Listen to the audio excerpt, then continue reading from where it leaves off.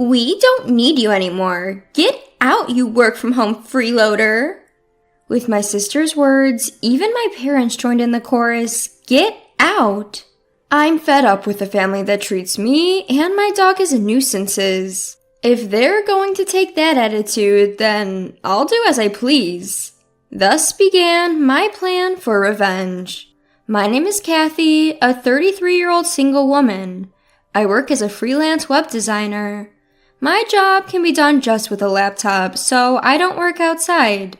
I have a workspace at home, and I work at my own pace. Despite having such a great job, a disruptive presence began to intrude on my pace 2 years ago. That was my father and mother. One day, while I was working at home, my parents visited me. As soon as they entered the house, they looked around the room and started this conversation. Mom, this house really is big. It seems like we could live here too. That's right. It seems there's even a spare room. Besides, it's a waste for Kathy to live in such a good house by herself. Yeah, let's move in this weekend. Agreed, let's do that. Ignoring my presence, my parents decided everything by themselves. I had no intention of living with them and told them clearly, wait a minute, I have no intention of living with you guys. What are you saying? My father, his face turning red, yelled at me. This house was taken over by you, saying you wanted it from your uncle, trying to make it yours. There's a limit to how low you can go. Take over? I just had a proper conversation with Uncle and he gave it to me. Don't make excuses. Anyway, our old house is falling apart. Your mother and I are moving here this weekend. But actually, this house was given to me by my father's brother, my uncle who doted on me. The title is still under my uncle's name, but he told me I could use it as I like. According to my father, the family home has become quite old, and a full-scale renovation is needed if we continue to live there.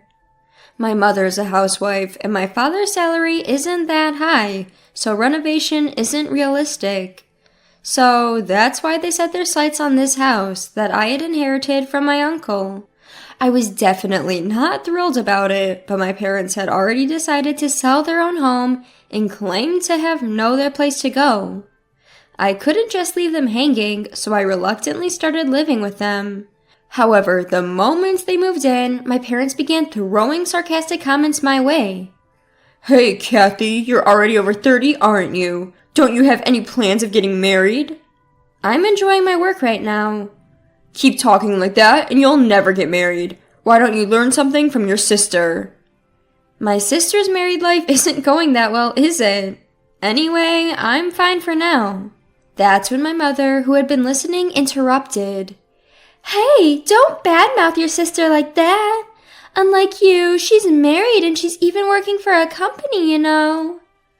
I might not be married, but I'm doing a decent job too.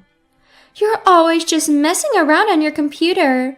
You're probably making money through some shady means, aren't you? Shady means? I'm making a living doing legitimate work. No need to worry. How dare you talk back to your mother? You really are the complete opposite of your sister. That's how it was. My parents constantly compared me and my sister. Sure, my sister works for a company, but she's just a temp in an office job. I don't look down on temps, but I certainly earn more than she does. I understand that people from my parents' generation don't quite grasp the concept of working from home, but it was still hurtful to be constantly belittled. Then one day, as I was preparing dinner in place of my ever-idle parents, the doorbell rang unexpectedly. To my surprise, it was my sister Sandy, burdened with a huge amount of luggage. Huh? Sandy, what's going on? Long time no see, Kathy. This is sudden, but I'll be living in this house from today. As I failed to grasp the situation, I blurted out a bewildered, huh? What a large house. If Uncle was going to give it to someone, he should have given it to me. Whoa, hold on. Living here from today, I didn't hear anything about this. Didn't Mom and Dad tell you? I got divorced, you see. Divorce? So I'll be counting on you from today. Ignoring my shock, Sandy trudged upstairs and promptly took over an empty room. Despite my best efforts to resist, my parents sided with my sister Sandy, and I couldn't do anything about it. From that moment, my stress just kept piling up. Sandy had quit her job after her divorce, spending her days talking ill of me with our mother. Hey, Mom, isn't this dress cute? Oh, yes, indeed. Sandy, you're so pretty, it will definitely suit you. Do you think so, too? It's totally not something Kathy would wear, right? Well, Kathy is a bit plain, you see. That's why she can't get hired anywhere. All she can do is play online at home. Mom, you can't just say the truth like that. By my side, as I was preparing for dinner, they made sure I could hear their conversation. I was dying to retaliate, but doing so would only give them what they wanted. So, no matter what they said, I just continued to live without any reaction. Then, one day, a friend of mine had a litter of 4 puppies, and I decided to adopt one of them. I named him Muffin. He's a little black chihuahua. Has the most adorable round eyes. When he looks at me, he wags his tail as if it might break off. Owning a chihuahua has been a dream of mine since I was a child. Working from home can be lonely, so I thought Muffin could provide some much-needed comfort. From today onwards, you're Muffin, okay? Woof! I didn't particularly consult with my family when I decided to adopt him. After all, this is my house, and I am the one who is going to bear all the expenses for Muffin, so I don't see why they should have any complaints. When I brought Muffin home, as expected, my parents and Sandy started complaining. Hey, we didn't hear anything about you getting a dog. Exactly. Dogs smell, don't they? I hate odors. Kathy, how could you just bring a dog home without consulting us? We didn't approve of this. As they hurled their complaints at me, I flatly told them. Firstly, I didn't pick him up off the street. A friend gave him to me. Also, I'm the one who's going to bear all the expenses for Muffin, so there shouldn't be any issue. What I choose to keep in my house is my business. If you have any complaints, you're free to leave. At first, they complained vehemently, their faces flushed with anger. But within a few hours, they were smitten by Muffin's cuteness and began to fawn over him. Aren't you cute? Are you mommy? Are you daddy? Or are you sis? Look over here, sweetheart. Wait a minute, what happened to their anger just a moment ago? Was it all a dream? My whole family was utterly fascinated by Muffin. Since then, they were constantly fussing over Muffin. Thanks to this, their hostility towards me had lessened, and I was able to spend relatively calm days. Then, one day, an event occurred that broke this tranquility. While I was out for an errand, I received a call from my sister, Sandy. Hello? Come back home now! What? In response to my sister's sudden shout, I asked, what happened? She vented her anger, shouting back at me. It's not what happened. Muffin did his business on my clothes. What if they smell? Oh, that? Just wash it quickly and it'll be fine. And isn't it your fault for leaving your clothes all over the floor? What? It's my fault. It's your poor training that's to blame. Enough. Muffin is still a puppy, you know. If you take him out for a walk, he won't do his business at home. You said you were excited to walk Muffin today. Did you actually take him? Well, I was going to take him later, and it's all because you didn't teach him properly. Pay me for the clothes. As expected, when I got home, my sister was extremely angry. Both my parents had been informed, and they were glaring at me, standing with Sandy. Sandy threw the soiled clothes at me and started freaking out again. I'm going to charge you for the cleaning costs, okay? Why should I? It's because you didn't take him for a walk and left your clothes thrown on the floor. Shut up! Don't talk back! It's because you brought this stupid dog home that this happened. What are you going to do about it? Stupid dog? You were quite fond of him before. Isn't it harsh to call him a stupid dog just because he had a little accident? It's because your poor training. Take responsibility.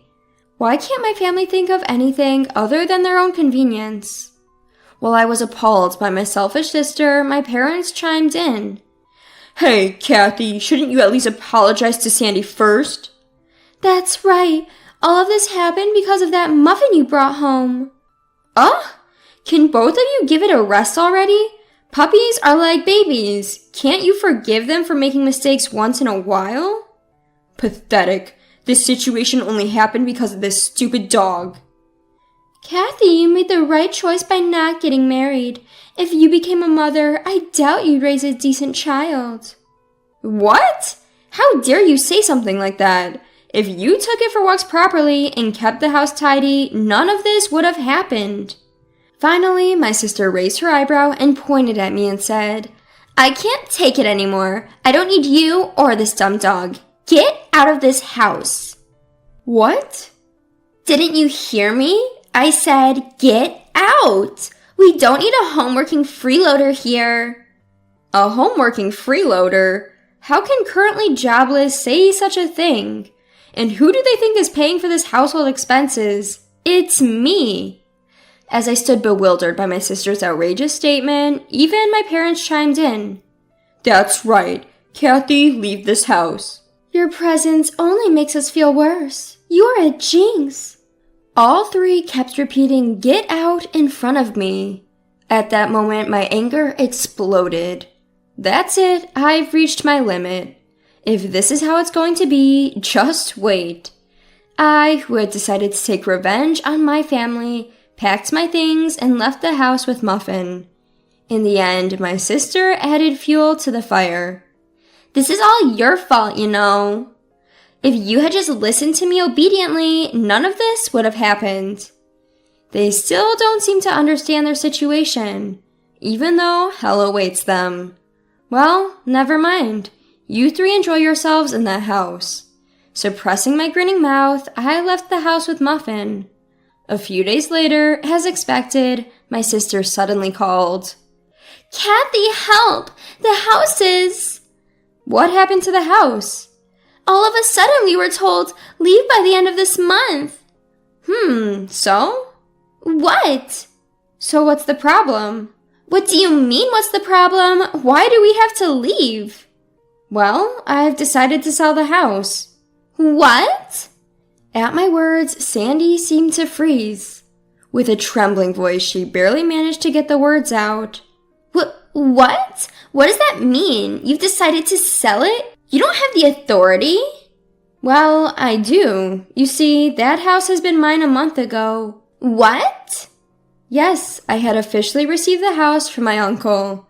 Of course, the title is in my name. It's no surprise that Sandy was shocked. I hadn't told anyone about this. You're kidding, right? Even if the title was transferred to you by Uncle, you can't just sell it so easily. I was worried too, but right after you told me to leave, I consulted with Uncle. He said, The house is yours now, Kathy. Do what you want. You should get away from that stupid family as soon as possible. What? No way! Whether they'd been listening to my conversation with Sandy over the phone speaker or not, my parents started to make a fuss. Hey, Kathy, cut it out. We have no other place to live if we leave the house. That's right. It's unthinkable to do this to your own family. If you're a good daughter, show some respect to your parents. Respect? I asked them with a quiet voice. What are you talking about? You've always looked down on me compared to Sandy. Who do you think has been supporting your life for the past few years? You all had nowhere to live, so I reluctantly let you all live with me. With an unusually strong tone, my parents were at a loss for words. Without waiting for a response, I continued. Who treated me and Muffin like nuisances and kicked us out? It was you guys, wasn't it? Trying to be happy by driving out the original resident is shameless. You people belong to hell. At my outburst, my father begged, Please help us. We're sorry. I don't care. Fend for yourselves, you idiots. With that, I hung up the phone with a loud click. Next, I blocked every family member's contact. Seeing me raise my voice, Muffin looked up at me with a worried woof. I held Muffin close. I'm sorry, Muffin, for shouting. It's all right now. I will protect you. I'm really glad that I was able to get Muffin away from that family that treated him so poorly. Later on, it seems my parents and sister were forced to move out of the house at the last minute despite their desperate clinging. With my father's meager income and my unemployed mother and sister, there's no way they can lead a decent life. According to the rumors, my sister is constantly being nagged by my parents to get a job. Their family relationship seems to be getting worse by the day. Although I have no interest in how they live, there's no doubt that their standard of living has plummeted since I left. This is indeed the case of reaping what you sow. Serves them right. Meanwhile, I'm spending my days in fulfillment with my beloved dog in a new pet-friendly apartment. I can work whenever I want, and no one can complain about it anymore. I can use my earnings solely for myself and my dog. I am extremely happy with my life now. Muffin, let's go to the dog park today. Woof. Muffin seems more lively. Maybe it's because that noisy family is gone. From now on, I want to protect Muffin for the rest of my life and lead a peaceful life. My name is Lily, and I'm 37 years old. One day, out of the blue, I heard from a colleague that my dad, Jared, had been rushed to the hospital where I work as a nurse. They said he was conscious and alert, so I went to see him as soon as my shift ended. Hey, sorry for the trouble.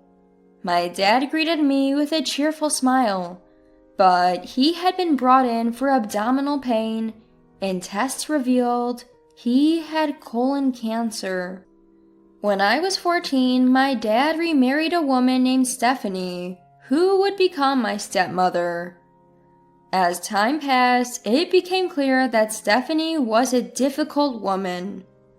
My biological mom had an affair and left home when I was in 2nd grade. Since then, it was just my dad raising me on his own. But when I got to 8th grade, he introduced me to a woman. That woman was Stephanie, my stepmother. She was 10 years younger than my dad and only 13 years older than me. In the throes of adolescence, I was a bit unsure about having a new mom. But Stephanie felt more like an older sister than a mother, so we quickly became friends. Soon after marrying my dad, Stephanie found out she was pregnant. I had always dreamed of having siblings, so I was overjoyed, jumping around like a little kid. But Stephanie, who had been so kind, changed dramatically the moment she found out she was pregnant. I have terrible morning sickness, so I can't do the housework, she said, leaving it all to me. Even after her morning sickness phase was over, Stephanie continued to neglect housework, claiming she felt unwell and frequently went out with friends. Sometimes she even came home smelling like cigarettes. What on earth is she doing while pregnant? I wondered, even as a middle school student. And when she reached her final trimester, things got even worse. My belly's in the way, she'd say, spending her time at home either sleeping or eating. She'd apologize, saying, Sorry for leaving everything to you, Lily. But it was all talk and no action. I thought if you're going to apologize, do it right. When my little brother was born, I thought I'd have more free time since I'd have less housework to do. I felt a bit relieved. But I soon realized how naive I was. Stephanie, my stepmom, went back to her parents' home 3 hours away for about 3 months after giving birth to my brother Alex. She said she didn't want to be a burden on us.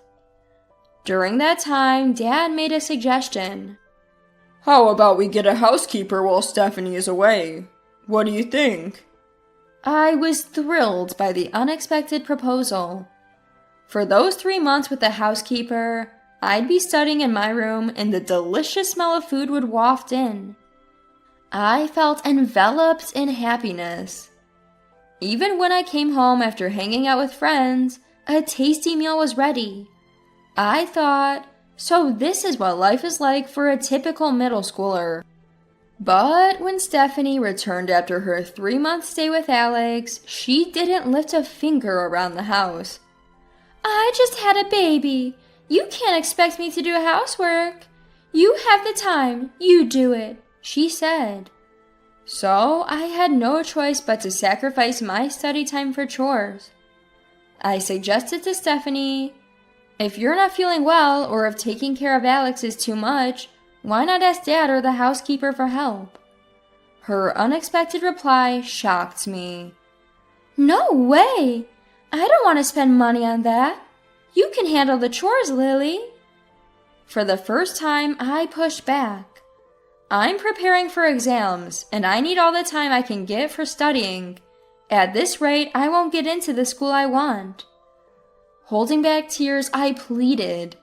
Stephanie hugged me and said, You're right, I'm sorry. I was so caught up in my own struggles that I didn't think about you. Please don't tell Jared. I don't want him to leave me. But I knew her apology was just lip service. She seemed to think that a simple apology would make a middle schooler like me forgive her. As time went on, I could see through Stephanie's lies.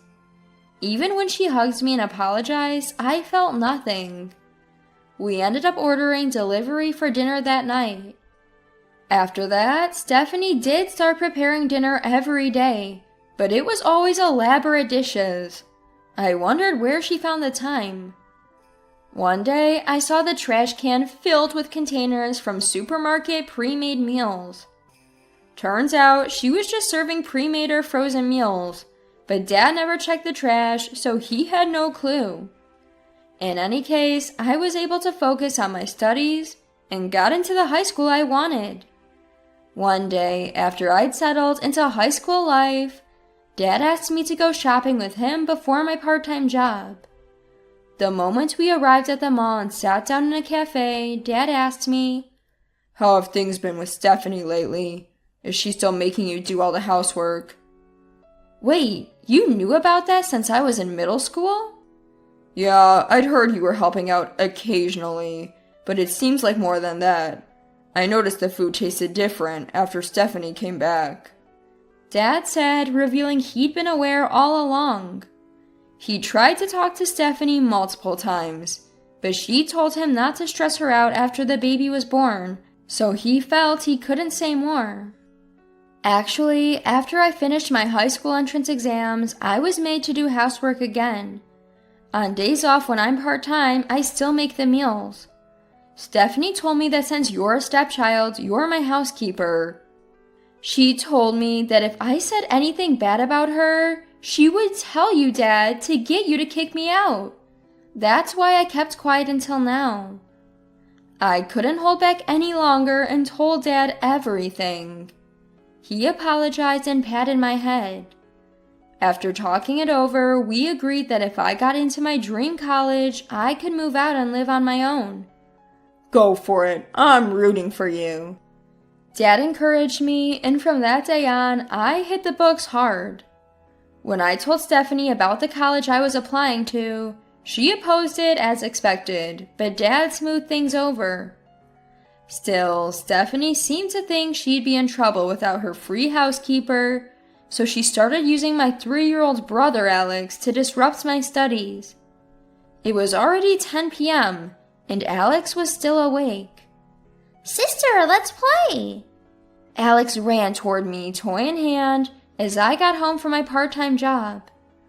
I need to eat and then study, Alex. Go to bed, I told him as I picked him up. No, Mom said to play with Sister, he cried. And this became a daily routine, with Dad calming him down.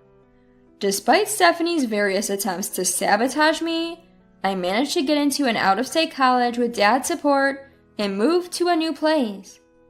I heard that things got a bit worse for Dad at home, but he continued to live with Stephanie and Alex, who was still too young to be left alone with her. Later, I fulfilled my childhood dream of becoming a nurse, got married, had a child, and returned to work, leading a fulfilling life.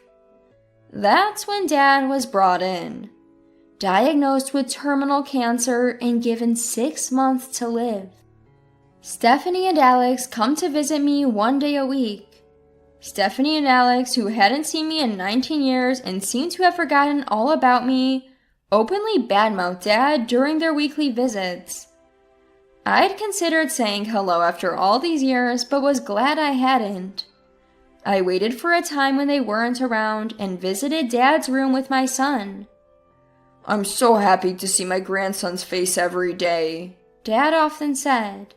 He fought his illness for a year and finally passed away peacefully. I headed to my childhood home to prepare for the funeral. The house had been fully renovated since Dad's hospitalization and looked nothing like the home I remembered. There was no trace of my room left. Stephanie greeted me at the entrance and bombarded me with questions, seemingly unaware that we'd been crossing paths at the hospital every week. The funeral went smoothly, and I was left alone to sort through Dad's belongings. While I was reminiscing over a gift I'd given to Dad as a child, Stephanie barged into the room. "What are you rummaging through? Don't touch anything valuable."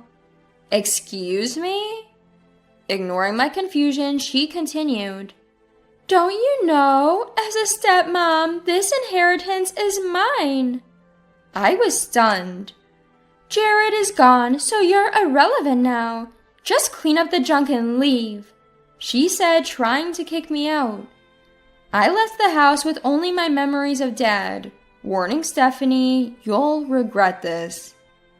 Stephanie kept making noise while I was packing, but it didn't matter to me anymore. A month after Dad's passing, Stephanie contacted me. "We need you to come home next Sunday to open Jared's will."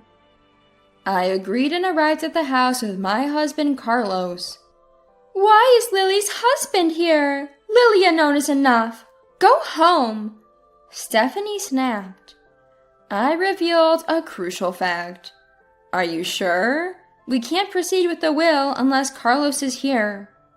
"What are you talking about?" Stephanie was about to turn Carlos away when she noticed the shiny badge on his chest. Her eyes widened in disbelief. "Wait, you're not going to tell me this guy is a lawyer, are you?" "Exactly. Carlos is the one who contacted you about the will. So, can we come in now?" Reluctantly, Stephanie led us into my father's room. Carlos set up his laptop and said, "This will was legally drafted at Jared's request. It reflects his wishes and is legally binding. No changes can be made." He then played a DVD that showed my dad stating that all his assets would go to me, his biological child. Stephanie and Alex erupted in anger. "This isn't some fake will you two cooked up, is it?" "You must have forced him to say that. This is invalid." Just then, my dad's voice continued on the DVD. "Stephanie, you've been drugging my food and giving me baths, haven't you? I have no reason to leave anything to you. Also, Alex is not my son. I won't leave my assets to someone with no blood relation. Therefore, everything goes to Lily." The video stopped. Stephanie yelled, "I'll sue you for this ridiculous lie." I then presented evidence I had gathered at the hospital. "Why is that old man so stubborn? I married him for his money and he just won't die. Normally, with that many sleeping pills, he should have drowned in the bathtub." "Mom, don't say that out loud. My real dad is putting up with you just for the money." "Your real dad and I lived together for 3 months after you were born. Jared and the little girl never knew that." This conversation played from a voice recorder. Both were flustered and tried to make excuses. "This was just a rehearsal for a play." "A play? A family drama? You're clearly doing this with malicious intent." "You recorded us? That's illegal. I then revealed something Stephanie had overlooked. You said it right in front of me, in the hospital cafeteria. There were no other visitors there. Well, I'm a nurse at the hospital. You exposed your own crimes without even realizing it. Stephanie was speechless. As for Alex, he had borrowed money from shady people, thinking he'd inherit a fortune and bought a luxury car. Who's going to pay for my car? My car? So I decided to let Dad listen to a conversation I had secretly recorded at the hospital. When he heard it, he looked sad and said, I thought so. After I left home for college, Stephanie stopped doing any housework and started treating Dad poorly. But he said he was putting up with it for Alex's sake. By the time Alex reached 4th grade, he started avoiding Dad, saying things like, Dad, you're annoying, and don't talk to me. Fed up with this life, when Alex turned 18, Dad finally confronted Stephanie about getting a divorce. Stephanie retorted, Who would want to divorce you? I've put up with you this long. A small settlement won't make me happy. Dad didn't want to leave his inheritance to them and was looking for a way out. Then Alex had a severe accident in college and needed a blood transfusion. When they went to the hospital, they found out Dad's blood type didn't match. Suspicious, Dad had a DNA test done and found out they weren't related. After stirring Stephanie with divorce papers, Dad noticed he often felt drowsy after meals. Considering all this, he reached out to Carlos to draft a will. I decided to add insult to injury. Oh, by the way, this house is under both Dad and Stephanie's names, right? I have no stake in it anymore, so good luck with the payments. Stephanie clung to me, saying, Can't you at least split the mortgage money with me? Why would I? I'm ashamed I ever thought of you as a good sister. Then lend me some money. Interest-free, of course. Alex chimed in. Me too. Sis, lend me some money interest-free. It's the first time you've called me sis, Alex. I was happy to have a brother, but I have no money to lend someone who isn't my sibling, or to a woman who dumped all the housework on me as a teenager. We'll be leaving now. I don't expect to have any further contact with you. Goodbye. I grabbed Carlos's arm and left the house. I later heard from relatives that the two couldn't pay for the house and had to sell it, moving into a cramped apartment. Apparently, no buyer showed up, and a relative bought it at a rock-bottom price. Alex quit college just 6 months before graduating, and is working day and night to pay off debts he borrowed from shady people. He had to give up his luxury car, of course. As for me, Dad left me more inheritance than I expected, thanks to his investments. I'm not obsessed with money, but I plan to use this inheritance to cover future expenses as my daughter grows up. I intend to continue doing my best every day, balancing my responsibilities as a wife, a mother, and a nurse.